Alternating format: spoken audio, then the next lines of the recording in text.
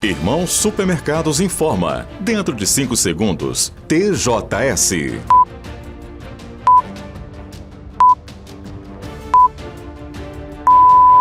Saudações, amigos e amigas da Sistec. É hora de informação com credibilidade. Bem-vindos ao TJS. Vamos agora acompanhar as manchetes de hoje. Assassinato no Morro da Antena, em Caratinga. Jovem é morto com 4 tiros. Regras do calendário eleitoral. Normas garantem equilíbrio nas eleições. Os novos valores da gasolina e do gás de cozinha. Postos em Caratinga já sobem preços. Técnicas de comunicação não violenta. Workshop traz para Caratinga as novas tendências na área da informação.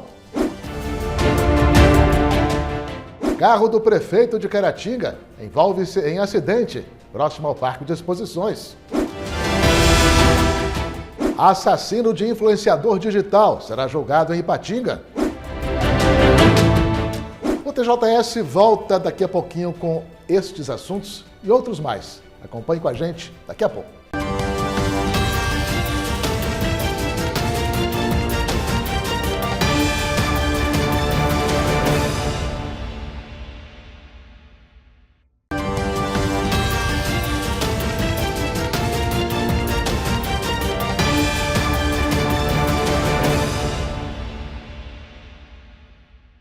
Alô, pessoal, estamos voltando com a sequência do TJS. Bem-vindos aí de volta.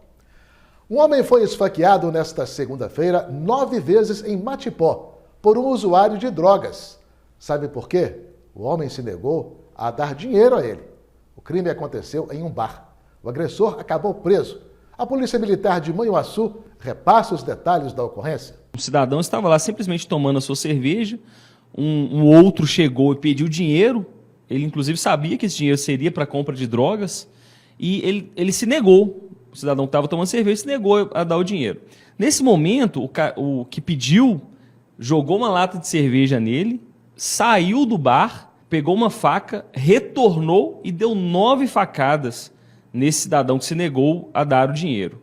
Ou seja, ele estava ali simplesmente tomando a cerveja, mas tornou-se aí vítima quase fatal, né? Tomou 9 facadas, ferida na cabeça, no abdômen, vários locais. Teve, inclusive, que ser transferido da cidade de Matipó, onde foi o primeiro atendimento dele, para Manhuaçu, né?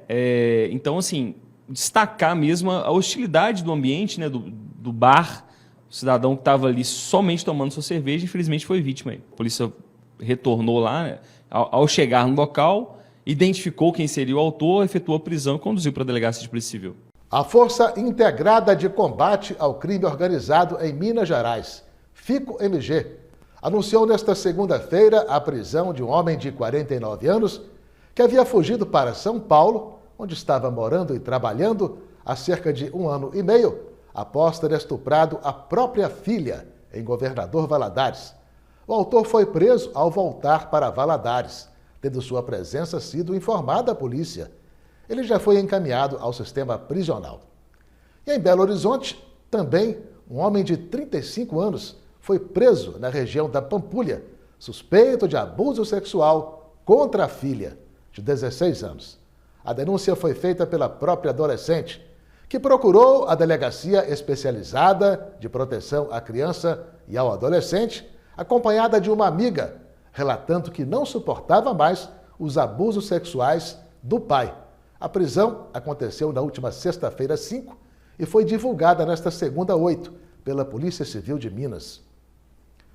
4 tiros mataram na manhã desta terça-feira um jovem de 19 anos, na rua José Trindade Bento, bairro Esperança 1, no Morro da Antena, em Caratinga. As lesões, 3 nas costas e 1 no ombro, foram constatadas pela perícia da Polícia Civil, que compareceu ao local. Segundo testemunhas, o assassinato foi praticado por um indivíduo que estava na garupa de uma motocicleta. Ele e o comparsa fugiram no veículo em seguida. O rapaz alvejado, Vitor Manuel Coelho da Silva, de apelido Alemão, ainda caminhou por alguns metros após levar os tiros, mas acabou caindo no chão, morrendo pouco depois, como mostram as imagens de uma câmera de segurança da rua. Ele estaria levando a companheira dele ao posto de saúde do bairro quando sofreu o atentado. Até o encerramento deste TJS, os autores ainda não haviam sido identificados e nem localizados, não se sabendo também a motivação do assassinato. A polícia continua investigando o caso. Foi preso em Caparaó, na Zona da Mata, um homem acusado de violentar sexualmente o filho dele, de apenas 3 anos.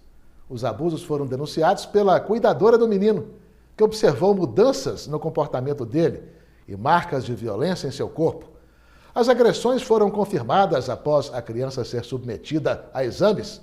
O médico do posto de saúde de Caparaó detectou lesões no garoto, características de abuso sexual. O pai envolvido teve a prisão em flagrante confirmada na Delegacia de Polícia Civil de Manhuaçu, sendo encaminhado ao sistema prisional, onde fica à disposição da Justiça. Vamos falar agora de eleições. O calendário eleitoral impõe aos candidatos às eleições 2024 e aos agentes públicos uma série de restrições, com o objetivo de manter o equilíbrio da disputa nas eleições. E as normas regulamentadoras já foram divulgadas pelo Tribunal Superior Eleitoral. Dá só uma olhada. As regras são para impedir que os candidatos às prefeituras e câmaras municipais se utilizem da máquina pública para obter vantagens e influenciar a corrida eleitoral. A nomeação, contratação e demissão, mesmo por justa causa de servidores públicos, passa a ser restringida. As exceções são as nomeações e indicações de cargos comissionados e as contratações em caráter emergencial para garantir o funcionamento dos agentes públicos essenciais. Os políticos também ficam proibidos de fazer transferências de recursos do governo federal para os estados e municípios, mas o dinheiro ainda pode ser enviado para obras que já estejam em andamento ou para casos de calamidade pública. Quanto às regras da publicidade, a propaganda institucional de projetos de governo também fica proibida, assim como a presença de políticos nas inaugurações de obras ou lançamento de programas. Pronunciamentos oficiais em rádio ou TV, além da divulgação de candidaturas definitivas, só podem ocorrer com permissão da Justiça Eleitoral. Essas regras, essas condutas vedadas estão previstas na Lei 9.504, desde 96, 97, porque esses agentes públicos, eles já saem, né, por utilizar a máquina pública, a máquina administrativa, já saem com uma certa vantagem na disputa eleitoral. Então, essas proibições, elas têm por objetivo manter o máximo possível a igualdade, né, dos competidores, dos candidatos. Os candidatos devem ficar atentos às regras. Quem descumprir as normas está sujeito a multa e até a cassação do mandato. Olha, a punição ela começa como uma suspensão do ato, no mínimo, né, suspender o ato ilícito. Pode uma multa também que começa em R$ 5.320. E essa multa pode ser dobrada, né, a cada reincidência dessa multa.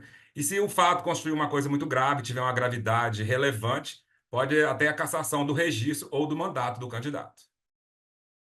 Veja a seguir: carro do prefeito de Caratinga envolve-se em acidente próximo ao Parque de Exposições.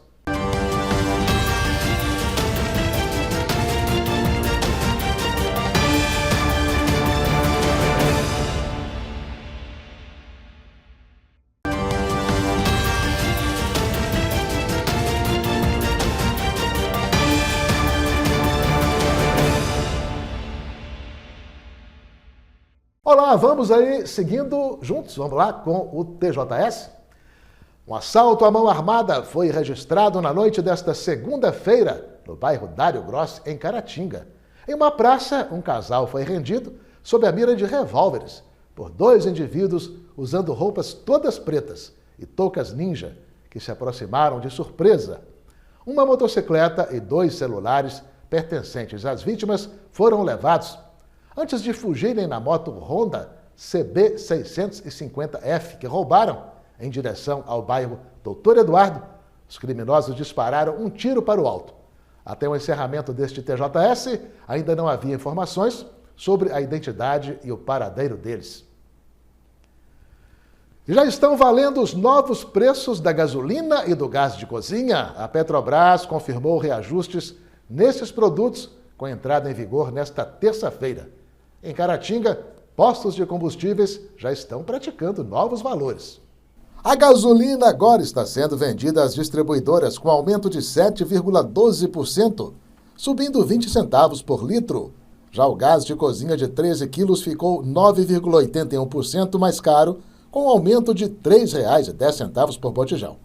Os preços para o consumidor direto devem sofrer reajustes mais ou menos equivalentes aos praticados pela Petrobras junto aos distribuidores, mas isso irá depender da decisão dos revendedores, tanto para a gasolina quanto para o gás de cozinha. Esses reajustes deverão levar em conta também os custos dos serviços das empresas. Em Caratinga, na tarde desta terça-feira, a reportagem encontrou as tabelas de 2 postos de combustíveis já atualizadas. O preço anterior do litro de gasolina, de R$ 5,89, foi substituído neste posto da Avenida Dário Grossi pelo novo valor, R$ 6,19. Neste outro, também na Avenida Dário Grossi, o salto de preço foi ainda maior. Aqui, a gasolina já custa R$ 6,37 o litro. Olha, um engavetamento com 4 veículos foi registrado no final da tarde desta segunda-feira, 8, na BR-116, bairro das Graças, em Caratinga, próximo ali à entrada do Parque de Exposições. Entre os carros envolvidos, encontrava-se o do prefeito do município, Dr. Wellington, que era dirigido por ele. Nenhum dos condutores quis se pronunciar a respeito do ocorrido. Não houve vítimas, apenas danos materiais. Ficando a cargo da concessionária da rodovia, a EcoRio Minas, a confecção do Registro de Evento de Defesa Social, REDS, já que a Polícia Rodoviária Federal não precisou ser acionada. Um workshop realizado em Caratinga trouxe as mais novas tendências na área da comunicação. Com o tema Técnicas de Comunicação Não Violenta, o workshop atraiu profissionais da informação, locais e demais pessoas interessadas no assunto. O workshop aconteceu na Casa Ziraldo de Cultura e constou de conteúdos teórico e prático, material de apoio, exercícios e certificado.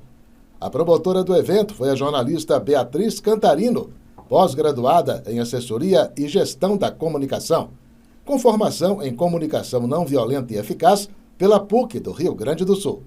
E o objetivo desse workshop é a gente difundir a comunicação não violenta, que parte da ideia de que todos nós podemos compartilhar de uma comunicação mais clara, mais segura, mais autêntica, de acordo com seus sentimentos e as suas necessidades. Então o objetivo aqui é que a gente treine a comunicação a partir do primeiro passo, que é a conexão consigo mesmo, a partir da sua autocomunicação. Então, o primeiro passo é a gente observar como que a gente escuta para depois como que a gente fala. Então, esse é o grande objetivo, treinar a comunicação a partir do que a gente ouve com o que a gente fala. Trabalhadores da comunicação em Caratinga marcaram presença no workshop de comunicação autêntica, com foco nas técnicas de comunicação não violenta. Foi o caso de Davidson Fortunato, jornalista da Fundação Educacional de Caratinga. Comunicação não violenta é muito importante para as relações, mesmo as relações profissionais e pessoais, né? E aí vim participar do workshop para poder ampliar a minha capacidade de comunicação. Muitas vezes a gente se embola no que a gente quer falar, o que a gente quer passar para o outro. A gente não tem controle de como a pessoa recebe a gente, mas é importante fazer esse filtro em como você se comunica com o outro, né? E a comunicação não violenta é muito importante para isso, porque você precisa ouvir o outro e entender. Estou falando como achismo, porque eu estou vindo para o workshop para sair com uma transformação na minha comunicação, então é isso, eu vim para o workshop nessa perspectiva. Muitas vezes a gente é um pouco grosseiro no que a gente está falando, sem perceber. E aí vira comunicação violenta, e ela deixa de ser assertiva para ser violenta. E aí muita gente não entende por que ela foi grosseira com o outro, por que o outro reagiu de tal forma. Então a comunicação não violenta, ela entra para esse conteúdo que a gente faz todo dia, que é a nossa comunicação. Então a gente tem que saber conversar, né? No final das contas, é saber conversar com o outro. A comunicação não violenta foi criada pelo psicólogo norte-americano Marshall Rosenberg e define-se como a abordagem que visa transformar a forma como nos expressamos e ouvimos o outro, baseada em compaixão, empatia e autenticidade. Modernizar e aprimorar a maneira de se comunicar foi o objetivo da poetisa, autora de livros e membro da Academia Caratinguense de Letras, Verônica Moreira, ao participar também do workshop. Eu tenho um pouco de dificuldade com a questão da comunicação. Adoro escrever e também adoro me comunicar, mas a gente precisa realmente aprender a comunicar de forma mais assertiva, né? Então, o que me trouxe aqui, né, exatamente a questão de buscar mais compreender-me melhor, me expressar melhor. Entendeu? Acho que um workshop como esse aqui vai acrescentar muito na minha comunicação, na minha vida em si, né? Muito bem, é hora de sabermos como ficará o tempo em Caratinga região nesta quarta-feira.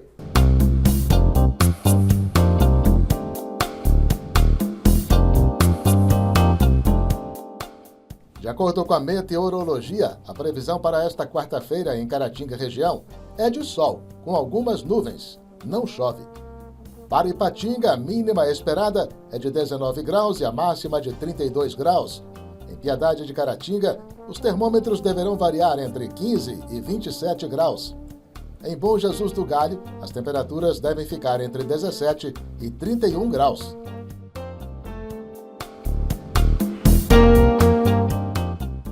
Em Caratinga, a mínima deve atingir os 16 graus e a máxima 30 graus. Veja a seguir, Governo de Minas estipula prazos para a apresentação do certificado de registro e licenciamento de veículo.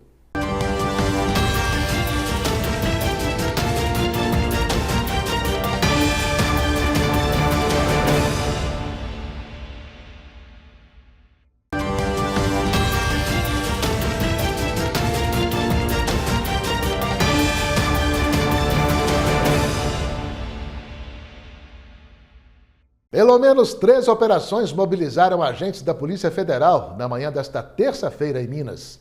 Um mandado de busca e apreensão foi cumprido na região metropolitana de Belo Horizonte, no combate ao abuso sexual infanto-juvenil. Outro mandado foi cumprido em Juiz de Fora, na Zona da Mata, desta vez contra um suspeito de envolvimento com o narcotráfico. Veja o que mais foi notícia em Minas Gerais nas últimas horas, em nosso Giro de Notícias. Cerca de 50 policiais federais e agentes da Receita Federal cumpriram 6 mandados de busca e apreensão e 2 de prisão preventiva em Minas Gerais e no Paraná. Também foram bloqueados bens no valor de 68 milhões de reais. O alvo é uma quadrilha envolvida em trabalho análogo à escravidão e crime contra as relações de consumo. Uma fábrica clandestina de cigarros foi localizada no sudoeste mineiro. Foi condenado a 17 anos e 6 meses de prisão André Carvalho Soares, acusado de matar Agnes Soares durante um encontro sexual. O crime de homicídio, triplamente qualificado, ocorreu em 14 de outubro de 2019, em Belo Horizonte. No julgamento de hoje, todas as testemunhas foram dispensadas e o réu ficou em silêncio durante o interrogatório. Ele estava em prisão domiciliar, mas agora deve cumprir a pena em regime fechado. A motorista perdeu o controle do carro e caiu no quintal de uma casa em Alfenas, sul de Minas. A queda foi de uma altura de 2 metros, mas ninguém se feriu. Também no sul do estado, uma outra mulher foi resgatada pelo Corpo de Bombeiros nas imediações da Serra do Papagaio. Ela fazia uma trilha quando caiu perto de uma cachoeira, mas 5 pessoas estavam com a vítima. Os militares conseguiram alcançar o grupo por terra, mas o helicóptero levou a mulher para socorro médico. Será julgado em Ipatinga nesta quarta-feira 10. O comerciante acusado de matar a tiros o influenciador digital local e também comerciante do ramo de farmácia, Tiago Rodrigues de Brito. Após o crime, em agosto do ano passado, o autor fugiu, ficando escondido no Espírito Santo, até ser localizado e preso em fevereiro deste ano. Câmeras de segurança filmaram o assassinato. O autor chega à farmácia da vítima, diz alguma coisa e dispara vários tiros contra ela. O homicídio, que teve grande repercussão à época, seria devido a uma publicação do influenciador digital nas redes sociais, envolvendo a mulher do assassino. Familiares de Tiago Brito preparam manifestação na porta do Fórum de Ipatinga nesta quarta-feira para pedir por justiça. Estamos no período mais crítico da estiagem aqui em Minas. As ocorrências de incêndio em vegetação se multiplicam pelo estado. Neste fim de semana, o Corpo de Bombeiros atuou em 3 grandes focos em diferentes regiões de Minas. A Força-Tarefa Preve Incêndio traça as estratégias para a prevenção e combate às chamas. Em Alfenas, no sul do estado, os bombeiros foram acionados na noite dessa segunda para o incêndio nas margens da BR-491, próximo ao zoológico da cidade. Foram queimados cerca de 2.000 metros quadrados. Em Formiga, na região centro-oeste, a 4ª Companhia de Bombeiros conseguiu controlar as chamas às margens da rodovia LMG 830, no quilômetro 6. A fumaça gerada pelo incêndio estava causando riscos aos veículos que passavam pela rodovia. Já na região metropolitana, em Ibirité, o fogo atingiu uma área de cerca de 5 hectares. Parte do incêndio estava situado abaixo da linha de alta tensão, no bairro Vivenda Santa Mônica. O período crítico de estiagem em Minas começa em julho e vai até outubro, o que acende o alerta para incêndios em unidades de conservação e áreas vizinhas. Segundo o Sistema de Meteorologia e Recursos Hídricos de Minas Gerais, a previsão é de que neste período as chuvas fiquem abaixo da média climatológica no estado. A Força-Tarefa Preve Incêndio se reuniu no auditório do Parque Estadual da Serra do Rola Moça, em Nova Lima, para apresentar as estratégias e o planejamento para o enfrentamento aos incêndios florestais. Em 2024, foram registradas 46 ocorrências dentro de unidades de conservação e outros 29 registros em matas próximas, totalizando quase 700 hectares de queimadas. Uma das estratégias para enfrentar a temporada de queimadas é a parceria com 24 municípios do estado, com capacitação de brigadistas, além de orientação às prefeituras para a decretação do estado de emergência em caso de necessidade. O governo estadual, por meio de seus órgãos de trânsito, definiu o calendário anual de exigência do Certificado de Registro e Licenciamento do Veículo, o CRLV.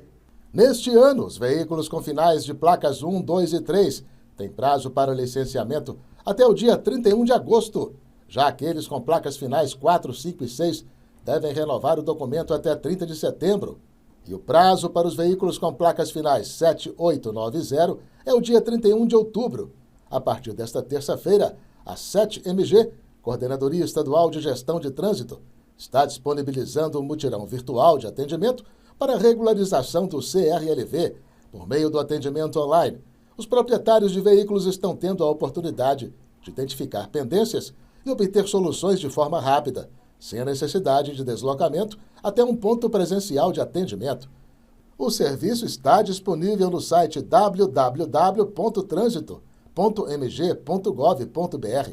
O CRLV é o documento anual que comprova que o veículo está em condições legais de circulação, conforme determina o Código de Trânsito Brasileiro. E foi condenado a 17 anos de prisão em julgamento ocorrido no Fórum de Inhapim, nesta segunda-feira, um homem que tentou matar a ex-esposa dele, que estava grávida, em São Sebastião do Anta, no ano de 2007.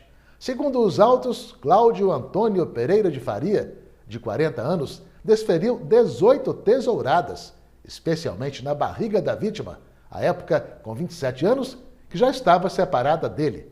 Ao ser preso, o autor disse que sua intenção era matar o bebê que estava na barriga da ex-companheira, por desconfiar que não era dele.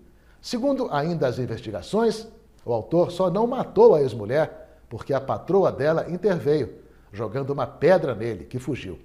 O atentado foi praticado no local de trabalho da vítima. Muito obrigado, mais uma vez, você sabe, né? Por sua participação. Nos veremos no próximo TJS, se Deus quiser. Grande abraço e até lá!